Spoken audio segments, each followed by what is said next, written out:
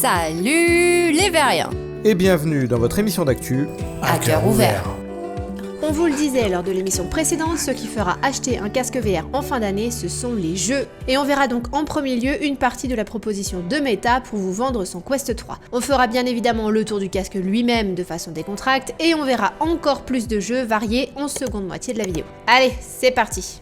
On commencera donc par Arizona Sunshine 2, présenté d'abord chez Sony sur PSVR 2 et PC. Nous avons eu la confirmation que le titre sortira bien aussi sur Quest 2, Quest Pro et MetaQuest 3. Bien évidemment, la meilleure version autonome sera probablement sur Quest 3, puisque celle-ci profitera de plus de puissance et de meilleurs écrans, mais on en parlera plus tard. Les jeux de zombies sont légion et se ressemblent tous, mais certains, comme Arizona Sunshine, se sont démarqués par leur qualité, et ce second opus promet particulièrement du lourd, avec une physique accrue et quelques inspirations côté Fallout.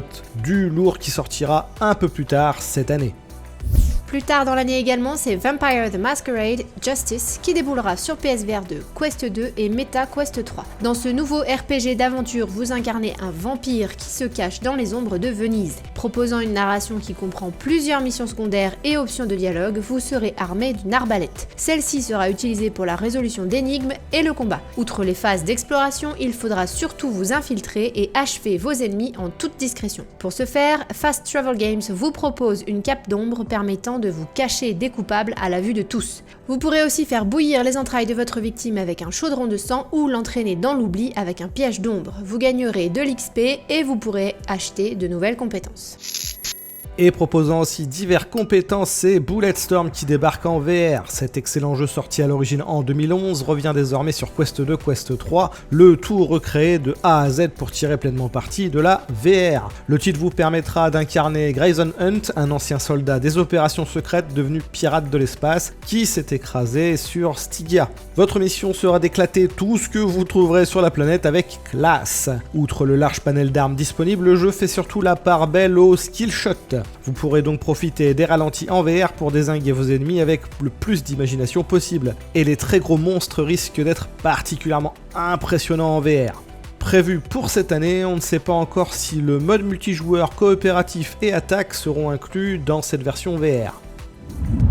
Et en version spécialement conçue pour la VR, c'est Vertigo Games qui vous propose un remake de The Seventh Guest, sorti en 1993. Pour recréer la narration du jeu original, Vertigo promet une nouvelle approche de cette aventure point and click classique en recréant l'infâme manoir en 3D avec de nouvelles approches de gameplay. Cette fois, tout sera interactif avec vos mains pour une immersion sans précédent. Ce classique culte de l'horreur au même titre que Myst a été considéré comme une killer app pour les CD-ROM à l'époque. Pas sûr qu'il devienne à nouveau une killer app, mais ce sera un vrai plaisir, comme pour Myst ou Shadowgate, de s'immerger pleinement dans l'aventure grâce à la VR.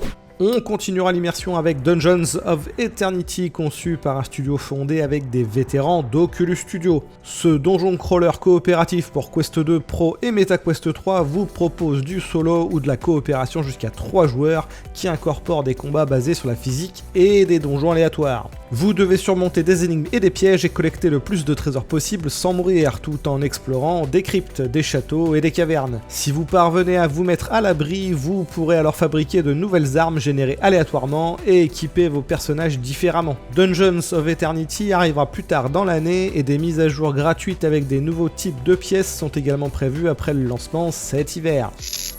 Cet hiver également, c'est Attack on Titan VR Unbreakable qui vous proposera des déplacements à grande vitesse sur MetaQuest. En tant que membre du régiment d'éclaireurs, les joueurs d'Unbreakable devront affronter des titans à l'aide de leur équipement à mobilité omnidirectionnelle, promettant des combats hyper dynamiques qui deviendront de plus en plus difficiles au fur et à mesure du jeu. Le titre se joue en solo et en coop à 2 joueurs. Il sera disponible en japonais avec un doublage et des sous-titres en anglais. Disponible avec du français sur MetaQuest 2, 3 et Pro, c'est l'excellentissime Asgard Wrath 2 qui arrive pour la fin de l'année. Pour ceux qui auraient raté le premier volet sur Rift, c'est tout simplement l'un des meilleurs jeux VR à ce jour avec Half-Life Alyx. Et si vous précommandez ce second opus, le premier vous est offert pour rattraper le retard. Si jamais vous n'avez pas de PC, une séquence onirique facultative permettra aux joueurs de se remémorer l'histoire du premier opus. Asgard Wrath 2 promet donc 60 heures d'exploration dans son univers incroyablement ambitieux. Vous incarnez le dieu des animaux dans le panthéon de la mythologie nordique, ce qui vous permet des actions à échelle divine, mais aussi de prendre possession des corps des héros mortels sur le terrain et de jouer en vue interne. L'augmentation considérable de la taille du monde par rapport au premier signifie qu'il y aura maintenant des montures pour traverser le paysage et qu'il y aura beaucoup plus à explorer avec des lieux très différents et toujours plus d'énigmes à résoudre. Vous pourrez grimper sur des corps, des échelles et même des parois rocheuses, mais aussi vous déplacer sur des objets ou glisser et ramper dans des crevasses. Vous rencontrerez bien évidemment des tas de héros différents avec des styles de jeu extrêmement variés. Les mécanismes de RPG seront plus profonds avec des gemmes qui pourront s'emboîter dans des reliques pour modifier leurs capacités. En bref, c'est la première killer app du Quest 3, le premier AAA autonome VR à ce jour, et il est à noter que c'est surtout le premier jeu exclu annoncé de l'un des 8 studios rachetés par Meta. On vous laisse le lien de précommande en description et la vidéo de gameplay pour en savoir davantage. Allez, c'est le moment de... L'instant des contracts. Bon, parlons un peu du Quest, parce que c'est parti pour être un casse de dingo, mais Meta a finalement très peu donné de spec pour le moment. Alors voilà ce que l'on sait. Le casque sortira cet automne, probablement lors de la Meta Connect, et coûtera 500$ en 128 Go, et donc 570 € chez nous à cause du taux de change éclaté. Le casque sera bien évidemment rétro-compatible avec les 500 titres Quest 2, et vous aurez donc bien Beat Saber au lancement. Il aura le double de puissance du Quest 2, ce qui permettra des jeux autonomes avec des graphismes de milieu de vie PS3 à peu près, ce qui commence à être tout à fait correct. Meta n'a pas encore donné les specs de ces écrans, mais sans doute pour éviter la comparaison malaisante avec l'Apple Reality One présenté la semaine prochaine, ils ont simplement affirmé que c'était leur plus grande définition à ce jour combinée à des lentilles pancake. On aurait tendance à miser sur du 2000 pixels en full RGB avec gradation locale, mais ça reste pure spéculation à ce stade. On en aura le cœur net en septembre. Et il sera par contre équipé de 2 caméras à 4 mégapixels et d'un capteur de profondeur qui permettra de faire du pass-through quasiment identique à la vue réelle pour toutes les applications en réalité mixte. Côté design, on se retrouve avec un profil 40% plus fin par rapport au Quest 2, donc le Quest 3 sera plus léger et plus confortable. On notera également que la sangle semble de meilleure qualité et qu'elle semble utiliser le même système d'accroche que le Quest 2, ce qui veut dire que vos sangles custom seront peut-être adaptables au Quest 3. Quant aux manettes, on est sur un équivalent des contrôleurs du Quest Pro, mais sans les caméras. Ça veut dire qu'elles auront une bien meilleure autonomie normalement, mais il devrait du coup y avoir les mêmes pertes de tracking comme sur le Quest 2 quand les manettes sont vraiment hors champ depuis trop longtemps. À part ce petit détail, le casque semble donc être une belle amélioration face au Quest 2 avec des tas de jeux très variés qui vont débouler. On a rendez-vous le 12 juin pour enfin découvrir le gameplay d'Assassin's Creed VR sur MetaQuest, sachant que le jeu sortira cette année, et on vous rappelle qu'un GTA San Andreas VR Quest est toujours en développement et qu'on ne nous l'a pas encore présenté. Et ben allez, on passe à la présentation de la suite des jeux, actu suivante. Parmi les nouvelles annonces MetaQuest 2, 3 et Pro, vous pourrez entrer dans un mecha de 5 tonnes avec Underdogs en 2024. Vous plongeant au 22e siècle dans les durs combats souterrains de New Braca, Underdogs propose une mécanique de type roguelike offrant plus de 100 objets allant de la tronçonneuse au boulet de démolition. Faisant face à des gangsters et des psychopathes, vous devrez frapper, écraser, mutiler et mettre en pièces les robots et les mechas ennemis. De quoi bien se défouler avec une physique qui semble très réussie et un univers de bande dessinée dans une ambiance sombre plutôt sympa. Ambiance sombre également, c'est Silver Slayer Vault of the Vampire qui propose un tout nouveau jeu d'horreur sur les MetaQuest. Ce jeu mettra à l'épreuve la patience et la ténacité des joueurs puisqu'il vous demandera de tuer des vampires endormis avant qu'ils ne se réveillent. Il faudra donc s'infiltrer en désamorçant des pièges, puis ouvrir soigneusement des cercueils pour planter un couteau dans le cœur des vampires. Un titre où la tension montera à chaque moment et où le silence et la précision seront essentiels à la survie. Il faudra aussi un peu de précision avec Samba de Amigo VR sur MetaQuest cet automne. Lancé initialement dans les salles d'arcade japonaises en décembre 1999, le titre vous mettra des maracas VR dans les mains tandis que vous vous déhancherez sur 40 chansons de genre et d'artistes les plus populaires au monde. Vous retrouverez du Lady Gaga, du Miley Cyrus, Pitbull, Ricky Martin, Bon Jovi, Ariana Grande et bien d'autres encore. Plus qu'un simple Beat Saber-like, Samba de Amigo VR a donc pour différence de vous faire un peu plus danser et d'être davantage fun et convivial.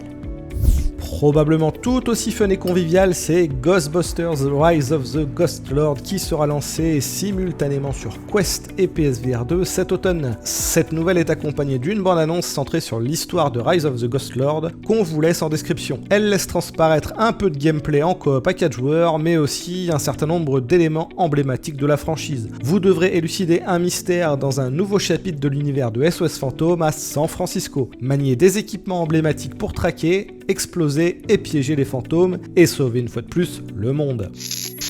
On passera du côté des méchants puisque Stranger Things VR vous fera incarner Vecna pour combattre des monstres et conquérir l'esprit des gens. Selon Tenderclaws, vous pourrez attraper, écraser et projeter vos adversaires en utilisant la télékinésie. Et vous revivrez les souvenirs de Vecna avant sa transformation, ainsi que ceux d'autres personnages de la série tels que Will et Billy. Vous découvrirez donc le monde de Stranger Things du point de vue inédit, alors que le personnage explore des réalités inconnues, forme l'esprit de Rush et met en œuvre son plan de vengeance contre Eleven et Hawkins. Dans un monde un peu plus coloré, Resolution Games a présenté son prochain jeu d'arcade multijoueur Racket Club. Il donne un premier aperçu de ce qui nous attend avec un jeu multijoueur en 2v2 sur des petits terrains s'inspirant des sports de raquettes comme le tennis, le pickball ou le squash. Tous les matchs se déroulent à l'intérieur de 4 murs transparents, ce qui vous permettra de faire rebondir la balle sur les côtés et à l'arrière du terrain pour obtenir des ricochets et des angles intéressants. Racket Club proposera aussi un mode 1v1 ainsi qu'un mode carrière solo et sera bientôt disponible sur Steam et sur les MetaQuest. Sur Steam et MetaQuest également, c'est I Expect You to Die 3 qui a diffusé une nouvelle bande-annonce de gameplay. Cette série de puzzles en solo nous emmène dans un monde d'espionnage très inspiré de James Bond. Vous aurez des pouvoirs télékinésiques pour attraper des objets, alors que chaque mission agit comme une sorte d'escape room, favorisant une approche par essai-erreur et permettant de jouer assis. La dernière bande-annonce en description de la vidéo dévoile des images de gameplay et un nouveau méchant, le docteur Roxana Prism. Dans une prochaine mise à jour logicielle, le GPU et le CPU des Quest 2 et Quest Pro vont encore être boostés en performance. Le Quest 2 et Pro bénéficieront d'une augmentation de 26% des performances du CPU et d'une augmentation de 19% de la vitesse du GPU pour le Quest 2 et 11% pour le Quest Pro. Au fur et à mesure que les développeurs tireront parti de ces changements, vous pourrez vous attendre à du gameplay plus fluide et à un contenu plus riche sur les deux casques. Meta activera également la mise à l'échelle dynamique de la résolution pour les deux casques, ce qui veut dire que les jeux et applications pourront bénéficier de plus de pixels. Il faudra aussi, je pense, compter sur une réduction du temps de batterie. C'est en tout cas assez impressionnant à quel point Meta aura poussé à fond ses produits, et d'ailleurs le MetaQuest 2 va du coup baisser de 20% en prix afin de continuer à rendre la VR accessible au plus grand nombre. Allez, il est l'heure de la question. Comme chaque semaine, on retient une question dans les commentaires pour l'émission suivante, et cette fois, c'est Siglad qui demande si on va bientôt faire des émissions en 1440p. Et la réponse est non, pas pour le moment. Tout simplement parce que 90% des trailers VR sont en 1080p et certains sont même en 720p, il faudrait peut-être que je fasse de l'upscale. Donc ça n'aurait aucun intérêt visuel et ça nous ferait simplement perdre du temps au montage et en encodage. Et si c'est le Quest 3 et les indés qui continuent à faire le gros de l'actu VR dans les 2 prochaines années, c'est pas prêt de changer. Et voilà, c'est fini pour cette semaine. On espère que ça vous a plu. N'oubliez pas les pouces pour nous soutenir et on vous dit à la prochaine. Ciao ciao!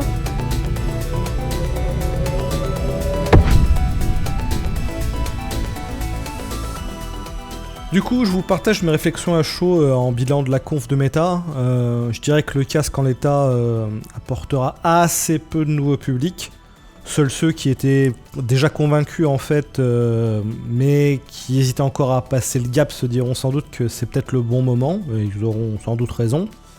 Ou ceux qui étaient restés sur le Quest 1 et qui vont enfin pouvoir changer avec un bond en avant technologique suffisant. Donc j'ai quand même l'impression que cette conf s'adresse aux convaincus d'abord, pour changer de casque cet hiver.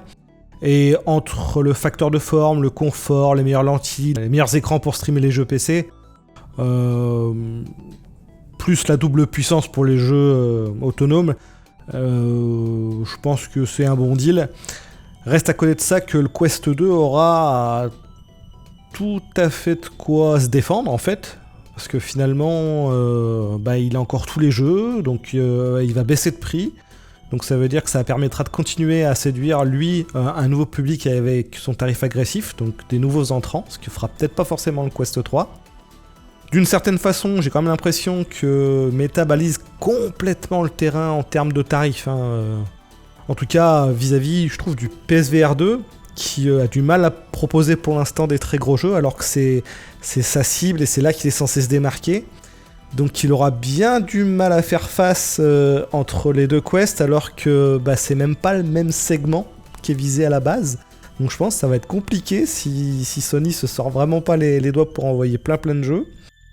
Après, je pense que lorsque Meta fera sa seconde annonce en septembre, pour donner les specs exacts, on aura sans doute enfin les nouvelles de GTA en exclu Quest 3 pour enfoncer le clou.